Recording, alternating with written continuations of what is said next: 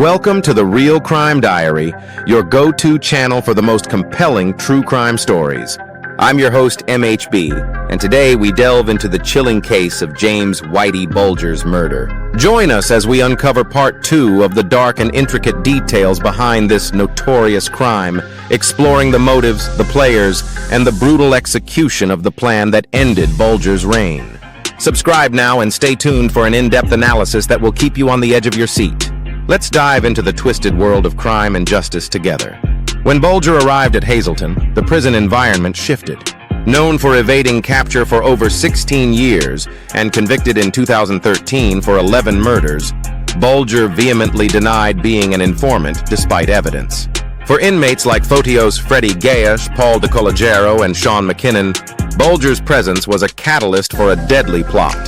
As a snitch, Bulger was a marked man, and the air in Hazelton was thick with tension and the promise of violence. Gaius, DeCollegiero, and McKinnon meticulously planned Bulger's murder, driven by personal vendettas and disdain for his informant status. Both Gaius and DeCollegiero were familiar with prison life and violence, harboring deep animosity towards informers.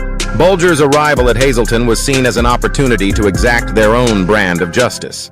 The planning began with whispers and nods, forming a pact based on mutual hatred for Bulger. They knew Bulger's presence in the general population posed a risk, and eliminating him would send a powerful message to anyone considering turning informant. The plan to kill Bulger was driven by a long-standing rivalry.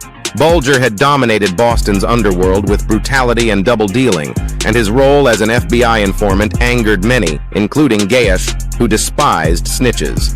Paul DeCollegiero acted as the lookout, ensuring no interference during the attack. Freddie Gaius, known for his ruthlessness, led the physical assault, while Sean McKinnon handled any fallout, including misleading authorities. They carefully observed Bulger's routine, identifying the perfect moment to strike. The attack was swift and brutal, ensuring Bulger wouldn't survive. Their motivation extended beyond personal grudges.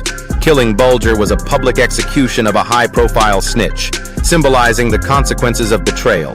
The plot was meticulous, reflecting their determination and forethought.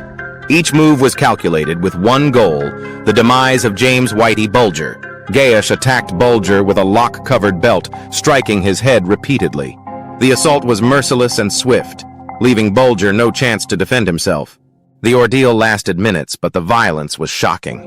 Bulger's life ended in the cold violence of a federal penitentiary cell, highlighting Gaius's ruthlessness and experience as a mafia hitman. The swift and brutal attack highlighted the efficiency of Gaius and his accomplices. Even behind bars, Gaius was a force to be reckoned with. Bulger's death was not just the elimination of a rival, but a reassertion of dominance within the prison hierarchy. Enjoying the episode thus far? Subscribe for more true crime stories and analyses. Stay with us as we unravel dark and intriguing stories. Following Bulger's death, the ripple effects within Hazelton Federal Penitentiary were immediate. Authorities found Bulger's lifeless body, brutally beaten just hours after his transfer. The autopsy revealed repeated blows to the head with a lock attached to a belt. Eyes turned to Fotios Freddie Gaius, a feared mafia hitman, and his accomplices, Paul DeCollegiero and Sean McKinnon. Despite their denials, testimony and surveillance footage filled in the deadly puzzle. Paul DeCollegiero acted as a lookout while Gaius carried out the killing. Sean McKinnon was accused of lying to FBI agents about the plot. Testimonies painted a stark picture. Bulger was marked for death as a snitch from the moment he was transferred to Hazelton. Prosecutors highlighted the roles of Gaius and his accomplices with damning clarity.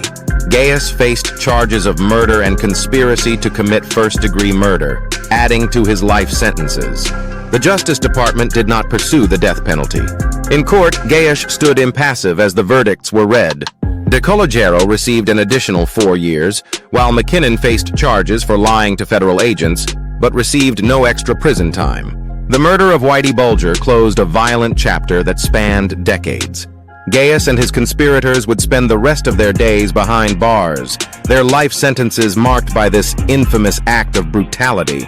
Bulger's violent end, orchestrated with cold precision, would resonate through the halls of justice and organized crime for years to come.